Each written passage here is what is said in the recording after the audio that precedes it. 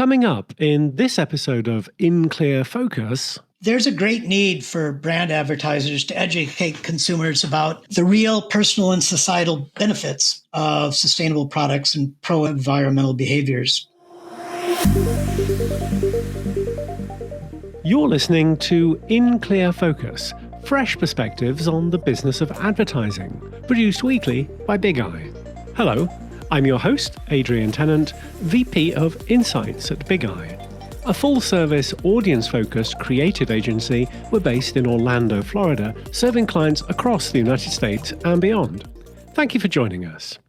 The international research firm Kantar recently published the 2021 edition of its annual report entitled Who Cares? Who Does? The study examines environmentally responsible shopping behaviors, reflecting data collected from 88,000 respondents across 26 countries. The report finds that almost one half of households, 49%, say the COVID-19 pandemic has made sustainability even more important to them. 22% of those surveyed indicate they're highly concerned about the environment and taking steps to reduce their waste. A cohort Kantar dubs eco-actives. 40% of households are eco-considerers, that is, shoppers worried about the environment and plastic waste, but not yet engaged in actions to reduce their waste. And 38% of surveyed households are eco-dismissers, shoppers who have little or no interest in the environment and are not taking any steps to reduce waste. Germany emerges as the country with the largest eco-active segment at 46%. Among the most economically advanced countries, the United States has the lowest incidence of eco-actives.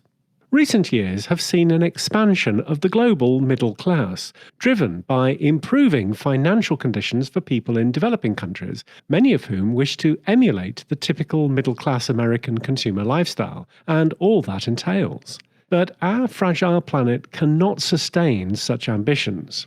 Our guest today is the author of a new book exploring the ways in which our consumer economy has impacted the ecosystem we inhabit, and explains why efforts to mitigate humanity's impact have to start with an improved understanding of consumer behavior.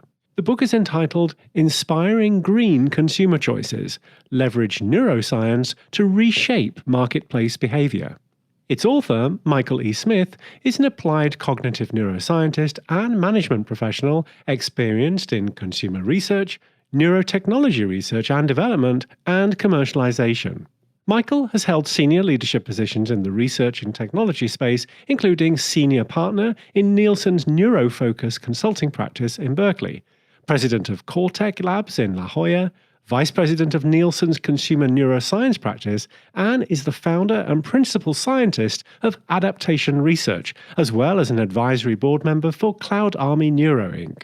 Currently focused on challenges at the intersection of psychology, behavior change, and environmentally sustainable products and services, Michael is joining us today from his home in La Jolla, California. Michael, welcome to In Clear Focus. Adrian, it's a pleasure to be with you. So, Michael, what prompted you to write Inspiring Green Consumer Choices? Well, several things. First, it integrates two topics I've had a long interest in. One of those is the emergence of the discipline of consumer neuroscience over the last decade or so. That discipline attempts to better understand consumer decision-making through advances in neuroscience, experimental psychology, behavioral economics, and other disciplines.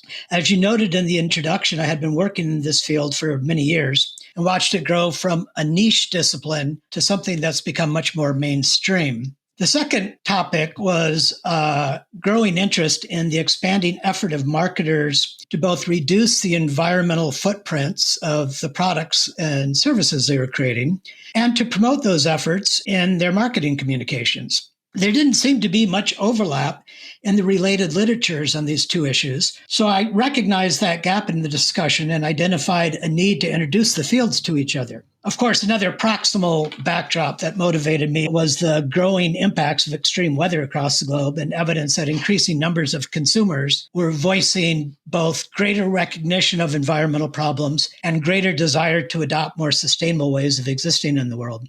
Well, the first chapter of Inspiring Green Consumer Choices includes some eye popping stats reflecting American consumerism. You write that the average individual living in a modern home now has over 200% more personal space in which to stretch out, consume media, and store their personal collections of stuff than someone would have done just a few generations previously.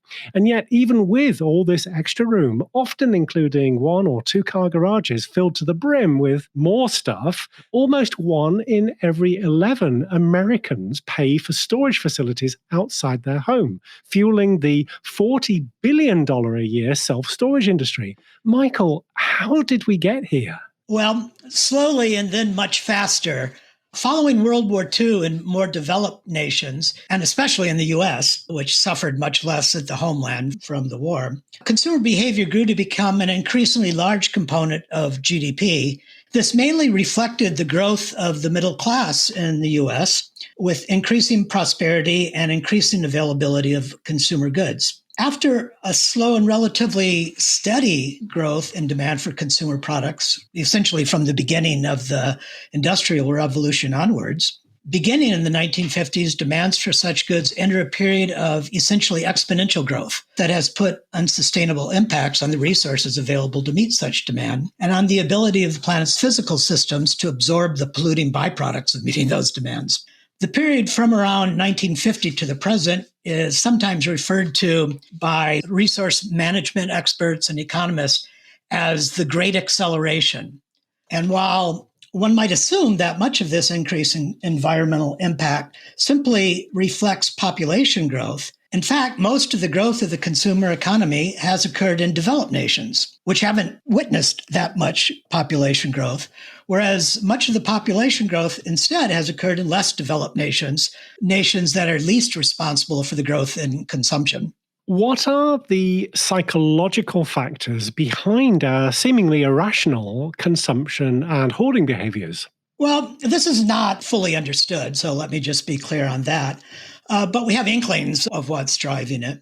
It is clear that the same reward systems in the brain that are involved in more extreme and pathological psychiatric aberrations, such as compulsive shopping, gambling addiction, extreme hoarding behavior, and also physical addictions to substances, those same mechanisms are also engaged when clinically normal people buy things.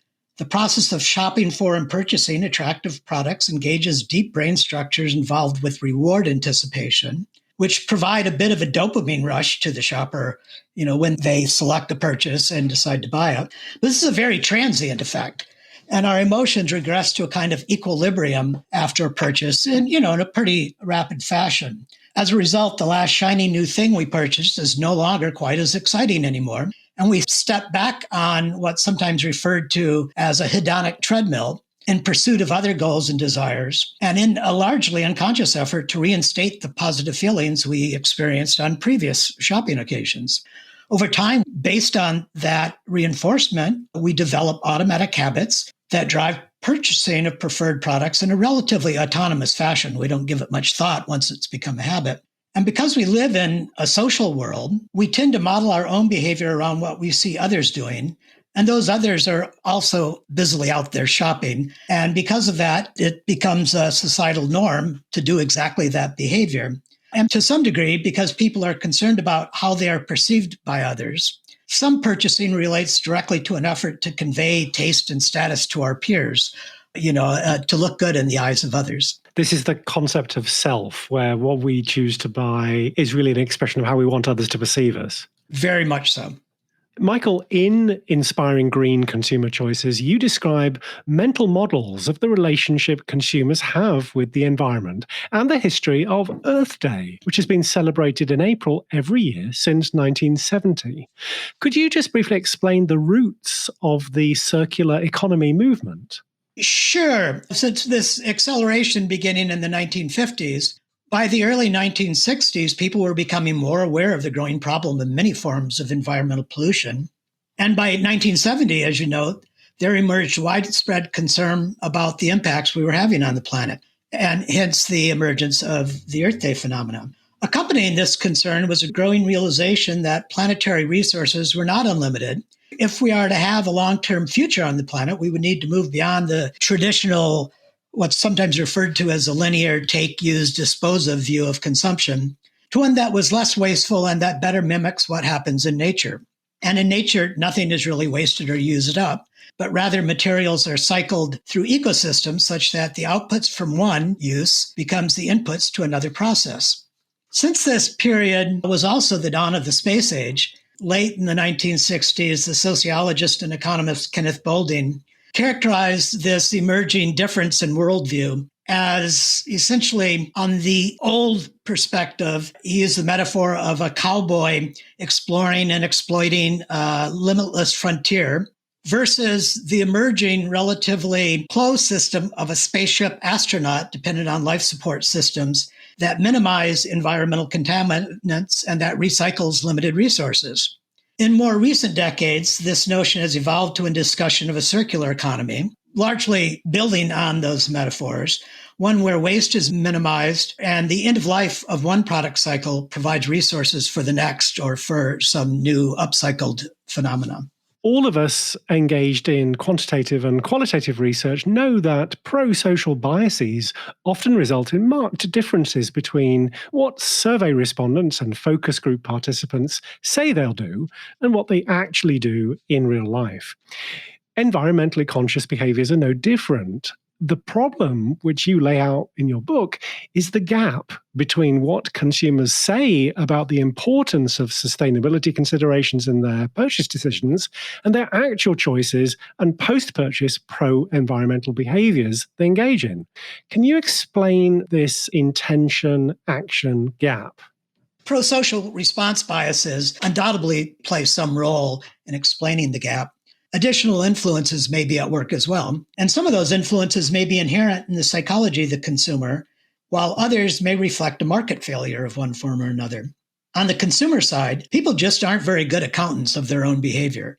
They may lack insight into how often they actually engage in pro-environmental behaviors, and because they're well known to rely on a variety of mental heuristics, one such being the availability bias, or how easy something comes to mind when you try to think of it, they may overweight the frequency by which they engage in such behaviors, especially if it is easy to remember instances where environmental concerns weighed on their decision-making.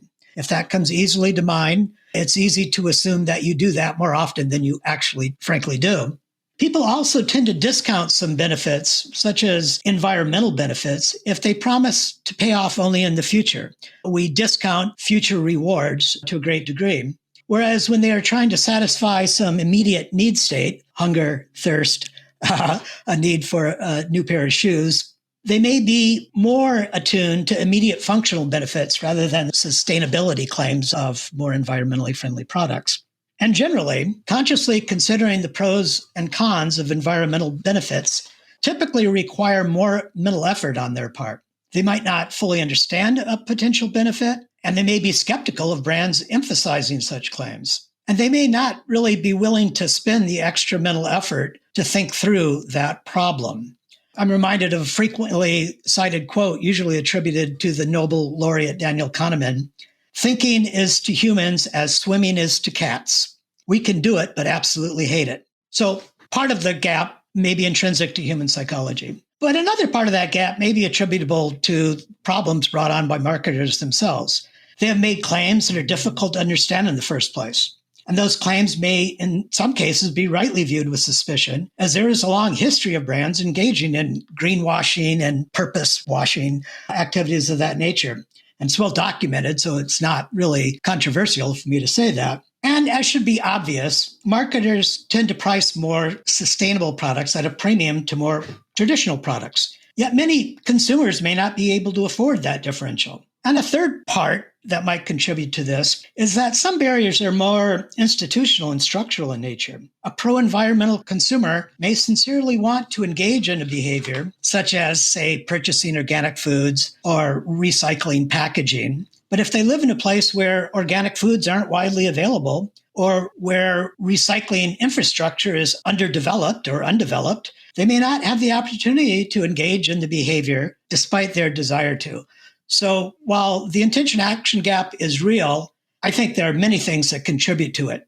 That was interesting. Because the limitations of research instruments that rely upon respondents and participants self-reporting are generally well understood within the industry, there are also researchers and suppliers that offer implicit methods, including biometrics like eye tracking, facial expression analysis, galvanic skin response, and electroencephalography, or EEG, that aim to decode consumers' non-conscious thoughts. Michael, you've gone a lot further than most in understanding the shopping brain. Could you tell us a little about your experience as a leader in Nielsen's consumer neuroscience practice and how the learnings could inspire brands to make it easier for consumers to make green choices? Happy to. And I will say that all the types of tools you described, it is the case that much of the applied research I've been involved with in commercial endeavors have relied heavily on those tools. My experience in the domain actually precedes my being a direct employee of Nielsen because I previously worked for many years in a startup that Nielsen subsequently acquired. Much of that work focused on traditional market research associated with evaluating commercial communications about brands and their benefits and their attempts at persuasion in the marketplace. But such tools can serve the same purpose for sustainability marketing as they do for traditional marketing. In fact, a portion of the research agenda I was directly responsible for at Nielsen examined how the brain measurement tools frequently employed in the field for optimizing commercial marketing in general could also be used to optimize communications promoting different types of prosocial behavior. Some of the tools are really good for identifying what grabs your attention and what fails to. Others are good for estimating whether communication imposes too high of a mental workload to be effectively processed, and which in turn can lead to a negative emotional response. And still others can help identify whether a communication promotes a positive emotional response and whether it's memorable. In the commercial world, these tools can be used to pre-test communications in order to evaluate what is working well and what requires some creative optimization before it's unleashed into the media sphere of one form or another. And I'm sure you're well acquainted with that process. Yeah, for example, for an application in this domain, I'm reminded of one project that we did on behalf of a non-governmental organization that was developing public service advertisements to promote recycling behavior. We were able to identify parts of a 30-second ad or a 60-second ad under development that was either eliciting confusion as to what the point was or failed to elicit an emotional connection. And in turn, the feedback from that measurement exercise provided information to the creative team working on the spot that they were able to use to increase the degree by relatively minor edits in the advertising copy to increase the degree to which viewers engaged with the advertisement. So applying these tools to sustainability marketing really are not intrinsically different than marketing in general. And the other title by which some of these tools go, of course, is Neuro Marketing. I'm wondering how you feel about that term. Well, I have mixed feelings about it. Neuromarketing is really, in my mind, the difference between consumer neuroscience and the use of the term neuromarketing is I think of the term consumer neuroscience applying more specifically to evaluating brain responses in response to marketing materials. Whereas neuromarketing, in my mind, is more, well, it sounds scarier to some people, rightly so in some instances, but it's also really the application of the insights that come from consumer neuroscience to marketing strategy. So it really, those insights may help a brand marketer or an advertising team construct effective communications. And if you rely on neuroscience inputs to construct those communications, and you're the person putting those communications out into the wild, well, that's more of what I conceive of as neuromarketing per se. Many other people would just equate the terms. Let's take a short break. We'll be right back after these messages. I'm Sandra Marshall, VP of Client Services at Big Eye. Every week, In Clear Focus addresses topics that impact our work as advertising professionals. At Big Eye, we always put audiences first. For every engagement, we're committed not just to understanding our clients' business challenges, but also learning about their prospects and customers' attitudes, behaviors, and motivations. These insights inform our strategy and collectively inspire the account, creative, media, and analytics teams working on our clients' projects. If you'd like to put Big Eye's audience-focused consumer insights to work for your brand, please contact us. Email info@bigeyeagency.com. Big Eye, reaching the right people in the right place at the right time. Today's shoppers are more informed, connected, and demanding than ever before. To examine how the rise of e-commerce during the pandemic has disrupted the retail industry, Big Eye recently conducted a national study with over 1,500 consumers. Our exclusive report, Retail Disrupted: What Shoppers Want from Brands Today, reveals that while people enjoy the convenience of online ordering and home delivery, many still prefer to shop in physical stores. But their expectations of merchandise selections, in-store technology, and customer service are all heightened. To understand consumers' new shopping behaviors and mindsets, and what they mean for retailers, direct-to-consumer marketers, and traditional brands, download the full complimentary report, available now at bigeye.agency/retail. Retail Disrupted: What Shoppers Want from Brands Today. Welcome back. I'm talking with Michael Smith, an applied cognitive neuroscientist and the principal scientist of adaptation research based in La Jolla. Kantar's recent report underscored the greater level of concern consumers now have about brand sustainability and environmental practices. Due to the pandemic, many US consumers had no choice but to order products online and have goods delivered to their homes. As previous guests on this podcast have noted, while we like the convenience of home delivery, it presents us with a lot more packaging waste to dispose of. Michael, you write about the important roles that habit and intent play in consumer behaviors. Could you explain why these are so important if we want to change how we shop in order to be more sustainable? Well, let me first say something about the first issue and then talk about habits, which are indeed very important. The other side of increased packaging for deliveries is that you've dramatically decreased the human time, resource, and the vehicle miles traveled by everybody going out driving to the supermarket. And then when they're wandering around in the marketplace, maybe buying things they never intended to in the first place. So I think there are pros and cons on the sustainability front in terms of e-commerce. And further, there's a lot of pressure on the major e-commerce providers to clean up their act as much as possible. So there's that going for it. But to get to your point about habits, psychologists have documented that habitual patterns of behavior influence a significant fraction of all consumer choices, especially if those choices are about products typically purchased frequently or routinely, and purchased in the context of your favorite shopping center that you've been to many, many times, shopping for many of the same products. Mainly because doing the habitual behavior is relatively easy. It requires little thought and has fairly predictable rewards associated with it. You do the same thing over, you're likely to have the same outcome that you did in the past. Whereas doing something new has risk of remorse associated with the purchase, something that you short circuit by relying on habits. For highly ingrained behaviors, such as habits, explicit intentions to do something different or to do the same thing more frequently appear to have relatively little influence. In academic research on this topic, if you compare the strength of an existing habit versus an individual's explicit claims about their behavioral intentions, habit strength in general appears to be a better predictor of actual behavior than stated intent is. One way to overcome that, habits are driven by familiar contexts providing cues that activate the habitual behavior. So one way to get around that is, if you're a marketer who wants to overcome existing habits, is to disrupt the context in some way. And by disrupting the context, you're more likely to give people the mental space to adopt new behaviors. And sometimes you don't even need to disrupt the context. Sometimes life does that for you.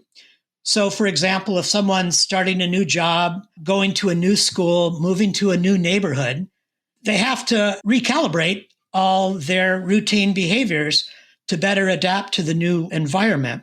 And if you can identify people who've switched the context on themselves, you can approach them when they're in a state of mind to actually try something new with greater acceptance than they might otherwise. Michael, you cite a McKinsey and Company study that found that consumers feel that it's largely the responsibility of companies and governments to reduce barriers to green consumption.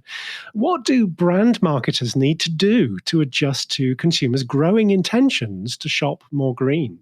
Brand marketers need to make their sustainability claims more trustworthy and transparent if people are going to be more accepting of those claims. They also need to focus more on highlighting the immediate and concrete functional benefits of their products. And then, more as a secondary consideration, focus on the more long-term and abstract environmental benefits. Because at the end of the day, if we're not getting our needs satisfied by a particular product or service, we will explore other ones. So shoppers need to be convinced that whatever their primary need is, be it taste or health or identifying something aesthetically pleasing, they're not going to go after the secondary needs. They also need to ensure that their offering has some degree of mental and physical availability. Byron Sharp, in his book, How Brands Grow, emphasizes that having something top of mind as a brand and have it physically available where you're shopping are the keys to increasing sales and growth of your brand within the broader category.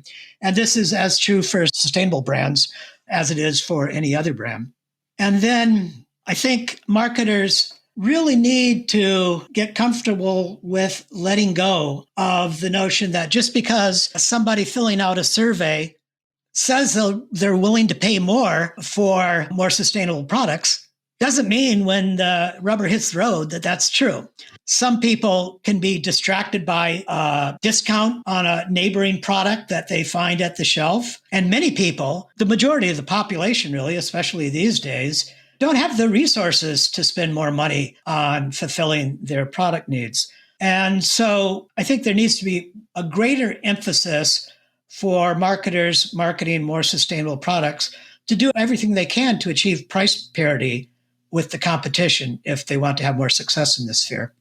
That's a great point. What are the kinds of adjustments that those of us working in the advertising industry will need to make to support green consumption and adoption of a post-consumerism mindset?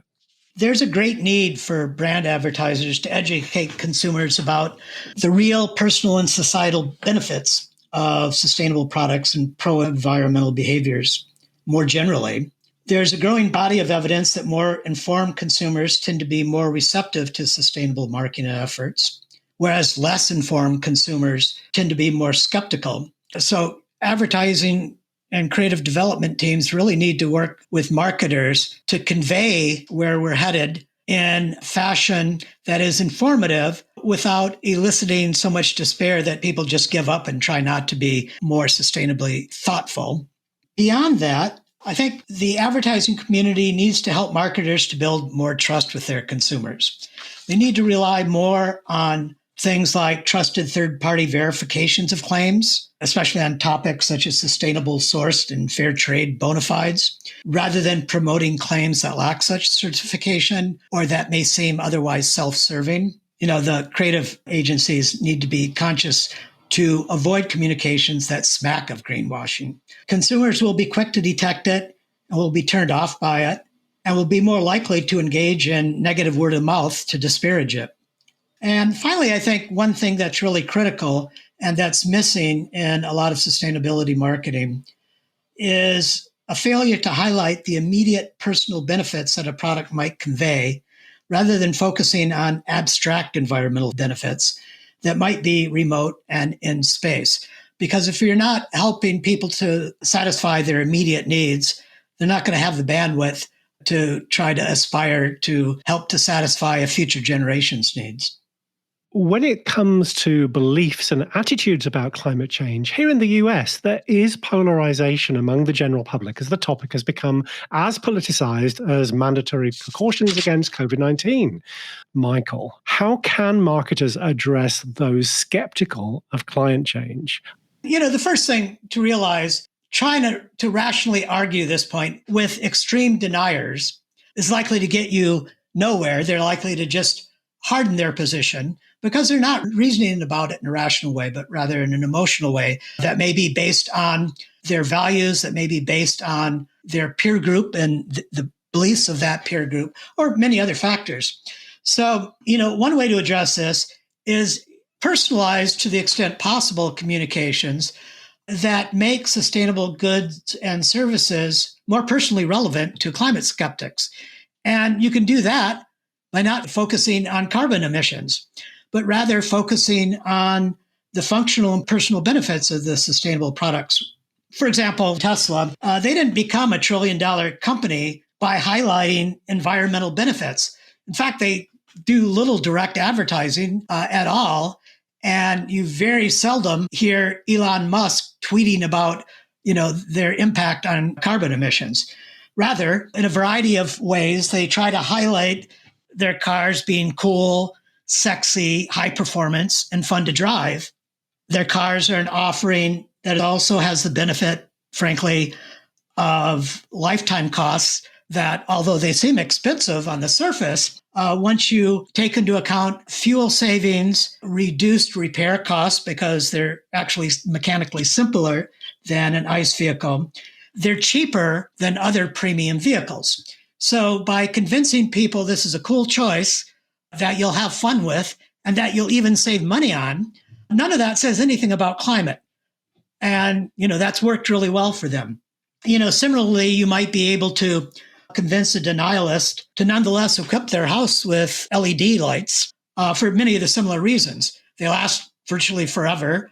They're a little more costly, but they have such a dramatic reduction in your energy use that they pay for themselves many times over once they're installed. Who wouldn't want to be receptive to that? I know before I got my solar panels, I put LEDs all over the house and monitored the impact. And it actually reduced my electrical bills by about 25% because we live in a climate where we don't have to do much heating or cooling. So lighting is actually a big component of electrical expenses. And again, you don't have to talk about the environmental benefits to highlight those benefits. So I think that's a good strategy with those denialists. But, and this is my activism coming to light, focusing particularly on your industry and not to be too pointed about it. But advertising creatives should follow the lead of the organization Clean Creatives, which you can look at cleancreatives.org, which is an organization of advertisers bringing together leading agencies, their employees, and clients to address the ad and PR industry's work with the fossil fuel industry, which is documented to be extensive. And the idea is to stop profiting from the sale of fossil fuels at the agency level and instead begin to combat the longstanding corporate greenwashing the fossil fuel industry has engaged in. That has, in fact, encouraged climate disinformation and denialism in the first place. They kind of manufactured that whole cognitive positioning. So just, again, my activist thoughts that, given the question, I can't help but bring up. I'm very glad that you did. Michael, if In Clear Focus listeners would like to learn more about you, your work in consumer neuroscience and psychology, or your book, Inspiring Green Consumer Choices, where can they find you?